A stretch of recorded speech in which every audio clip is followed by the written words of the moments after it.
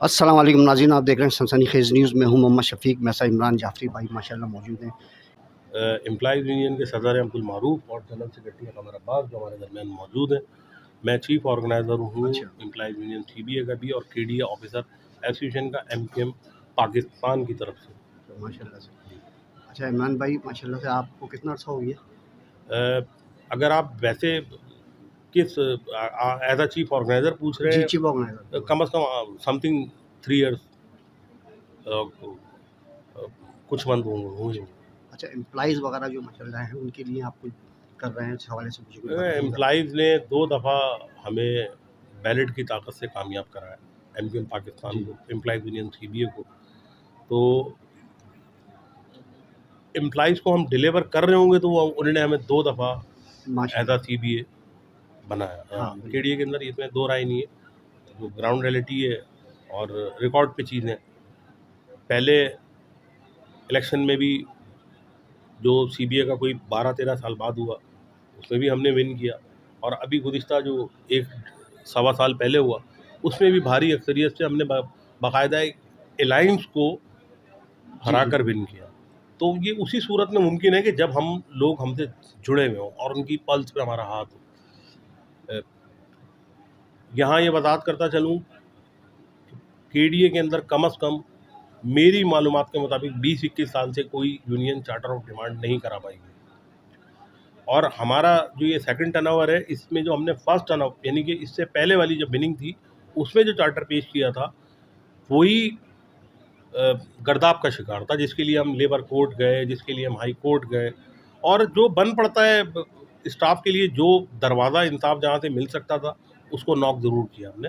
और अल्हम्दुलिल्लाह मैं यहाँ शुक्रिया अदा करूँगा इस वक्त के वज़ीर बल्दियात मोहतरम नासिर हुसैन शाह साहब का, कि उन्होंने हमारी गुजारिशात पे, सिफारिशात पे उस चार्टर को मंजूर किया, जिससे जो 122 नुकात का था और तकरीबन 68 नुकात हमारे मंजूर हुए, और समथिंग 60 से 65 लाख का हर मंथ इम्पैक्ट आएगा फाइनेंशली।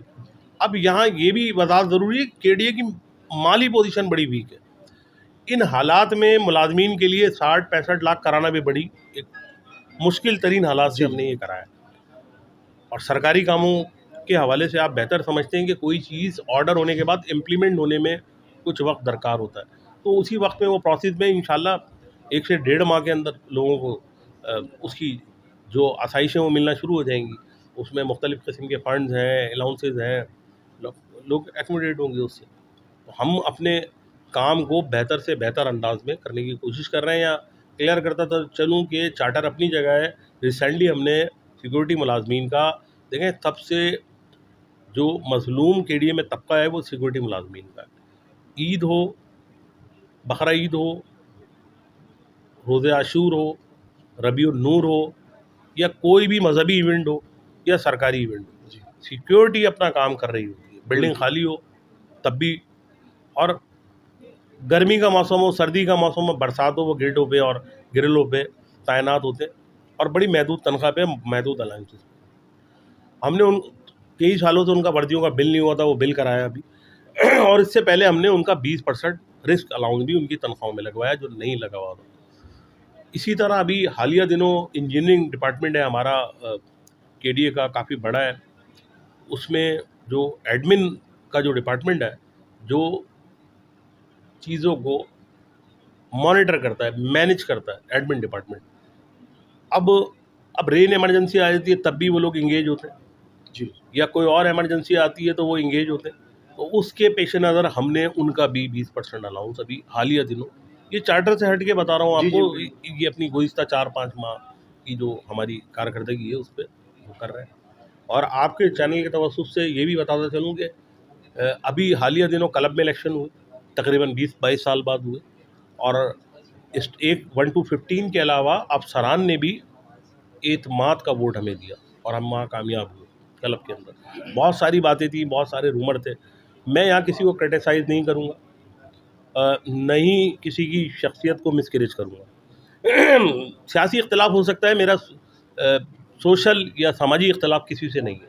जी, सब मेरे भाई हैं और सीनियर लोग हैं जो वहाँ इस केडीए के अंदर केडीए की बका के लिए मुख्तलिफ यूनियन काम कर रही हैं, वो भी हमारे भाई हैं, वो काम कर रहे हैं और सालों से वो भी काम कर रहे हैं, वो भी सब हमारे भाई हैं, उनसे भी हमारी कोलेशन रहती है। बहुत सारे मसाइल पर हम एक साथ कोर्ट भी गए और अभी हालिया दिनों फिर जाने वाले एक बड़ा अहम मसला है उसके ऊपर, उसको मैं अभी ओपन नहीं करूँगा, मुश्तरका तौर पे कोर्ट जाएंगे। इसके साथ साथ ये वजाहत करता चलूँ कि जैसे कि कोर्ट ऑर्डर के तहत अफसरान को वाजिबात मिल रहे हैं, अब अफसरान को तो जो अफसरान कोर्ट चले गए उनको वाजिबात मिल रहे हैं, लेकिन 1 to 15 के लोग जो कोर्ट जा ही नहीं सकते, उनके पास इतने पैसे ही नहीं है कि जो बस का किराया करके बड़ी मुश्किल से तो वो अपने फंड के लिए, पेंशन के लिए बिल्डिंग में आते हैं, वो कोर्ट 60 के बाद आप समझते हैं कि वो कोर्ट की सीढ़ियाँ चढ़ सकता है उतर सकता है। एक सपोज एक बात कर रहे हैं, उनके लिए भी हम ही कोर्ट जा रहे हैं भाई। हाई कोर्ट, अच्छी बात, हाई कोर्ट जो है वो आला अदलिया का अहम सुतून, चौथा अहम सुतून है, आप भी एक सहाफ़ी भी एक सुकून है इसमें।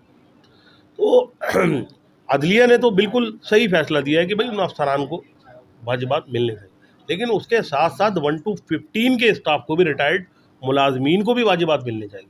उनके जो भी वाजिबात हैं उसके लिए हम प्ली बना रहे हैं। इंशाअल्लाह 2 से 3 दिन के अंदर हम वो पटिशन कोर्ट में लगाएंगे कि इन अफसरान पे भी नज़रसानी की जाए। कुछ पैसे आए हैं और वो हमारी इंतज़ामिया से बातचीत चल रही है, जो हालिया दिनों ऑक्शन हुआ था उससे कोई 18-19 करोड़ समथिंग आए, तो वो पहले तरतीब ब तरतीब इसी तरह तकसीम होंगे कि पहले वो जो लोग कोर्ट गए, उसके बाद हमने भी इंतज़ामिया को यही कहा है कि उसके बाद आप उन्हें फारिग करने के बाद 1 to 15, यानी कि देखें खलासी चौकीदार, आप समझते हैं इस मुल्क की महंगाई में कितना सर्वाइव करना, सर्वाइवल लाइफ गुजारना बाहर कितना मुश्किल हो गया है। पेट्रोल के रेट क्या हो गए हैं, यूटिलिटी के ग़िज़ाई अजनास उनकी कीमतें आसमान पे जा चुकी हैं, तो बहुत मुश्किल है एक लोअर ग्रेड स्टाफ को सर्वाइव करना अपनी सोशल लाइफ के अंदर, अपने बच्चों को पढ़ाना, उनकी तालीम का बंदोबस्त करना।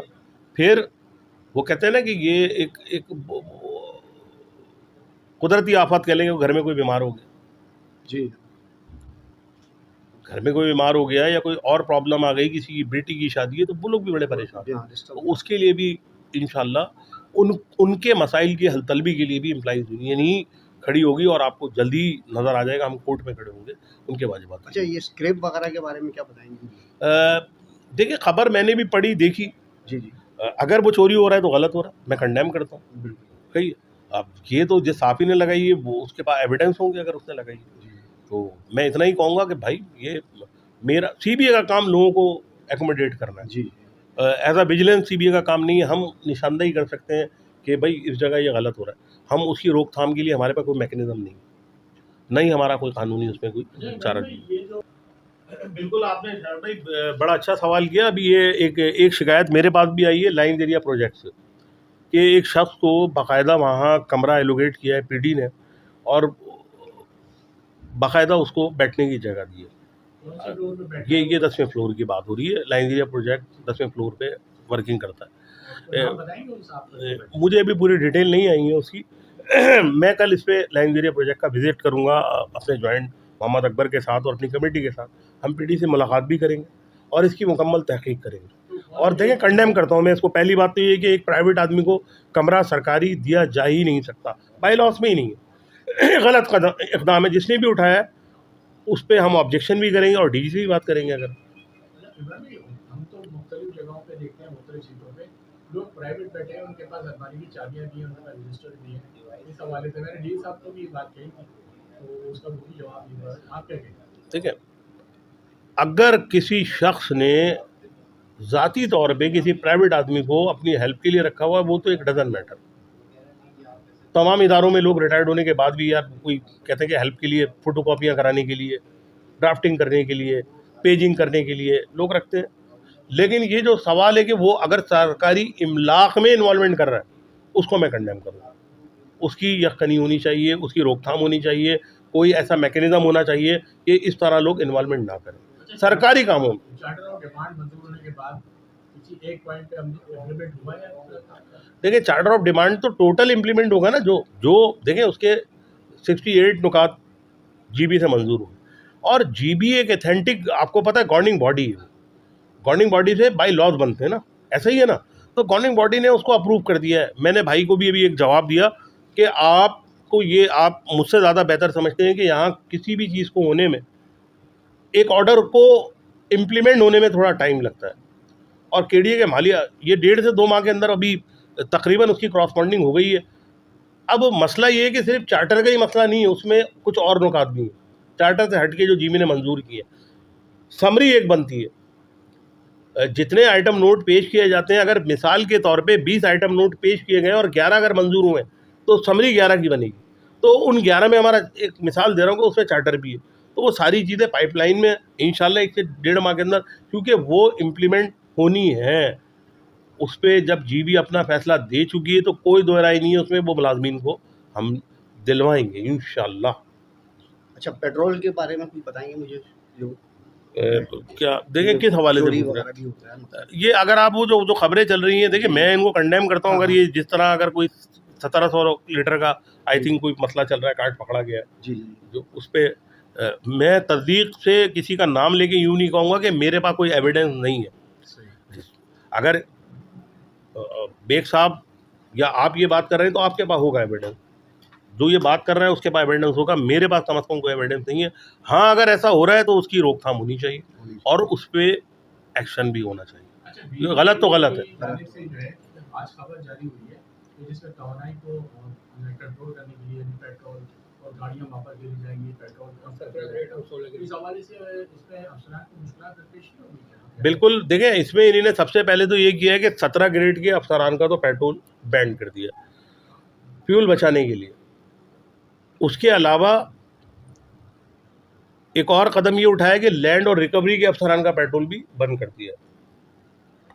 ये आप ये कैलकुलेशन लगा लीजिएगा कि फ्यूल कितना कम किया है ना। उसके बाद जिनको मिलेगा उनको भी 50% कटौती होकर मिलेगा, यानी कि अगर उसको 100 लीटर मिल रहा था तो 50 लीटर मिलेगा। मौजूदा जो पॉलिसी इंतज़ामिया ने बनाई। अच्छा, इसके पीछे में आवाज़ यूँ या आपको भी कहूँगा कि देखें, हमने इदारे की, हमारे लिए पेट्रोल इतना ज़रूरी है, इदारे के मुलाजिम की तनख्वाह बहुत ज़रूरी है जिससे वो अपना घर चलाता है। तो पेट्रोल अब सही है कि इदारे की माली पोजीशन इस काबिल नहीं है कि वो दे सके, या गवर्नमेंट की तरफ से भी पॉलिसी दें कुछ कि आप कटौती करें, उसको हाफ करें। तो ये सिलसिला इस तरह चल रहा है। ये मैं क्लियर कर दूं कि ये पेट्रोल अब तक ये बंद कर चुके हैं, 17 ग्रेड का भी और लैंड और रिकवरी के अफसरान का भी पेट्रोल, और जिनको मिलेगा भी ऑपरेशनल गाड़ियां जो अफसरान की जिनको मिलेगा उनको भी 50% कटौती होकर मिलेगा। अच्छा, लीड आपने यानी नवेद अवर साहब जो विकी थे उस वक्त उन्होंने एक प्लान किया था कि इस बिल्डिंग के लिए 10 मंजिल बिल्डिंग के लिए सोलर सिस्टम लगाया जाएगा, तो वो कहाँ तक मामला पहुंचा और कैसे? देखिए, सोलर सिस्टम का जहाँ तक ताल्लुक़ है वो मेरा ख्याल है कि कोई हमें लगवा के दे रहा था, हम लगा नहीं रहे थे। वर्ल्ड बैंक के ताबून से वो लग रहा था। अब जो मौजूदा इस वक्त वर्ल्ड की सूरत हाल है वो आप जानते हैं, फंड्स रुक रहे हैं, चीज़ें तब्दील हो रही हैं। जो जंगी सूरत हाल है दुनिया इस वक्त गंभीर सूरत हाल में है ना, इस वक्त पूरी वर्ल्ड ही जो है उसी हवाले से शायद वो पेंडिंग है। और सोलर का अगर हो जाएगा तो काफ़ी तवानाई बचेगी। बिल्कुल। इमरान जी, देखिए लोग रोजाना तकरीबन 5000 के करीब लोग विजिट करते हैं बिल्डिंग का, लेकिन हमने ये देखा है कि ना उनके लिए वॉशरूम का सही इंतजाम है, ना पानी पीने के लिए कोई कूलर लगाया गया है। उस सिलसिले में कुछ एडवाइस कुछ करेगी इस सिलसिले में क्या, ताकि थर्ड फ्लोर पे लगा दिया लैंड में ताकि लोगों की आमदोरफ्त ज़्यादा है वहाँ पे? देखिए, मैं यहाँ क्लियर कर दूँ कि हमने तो लगाए हुए हैं। पहली बात तो ये है कि हमने लगाए, चीज़ें ख़राब हो जाती हैं, अपने फंड से लगाए।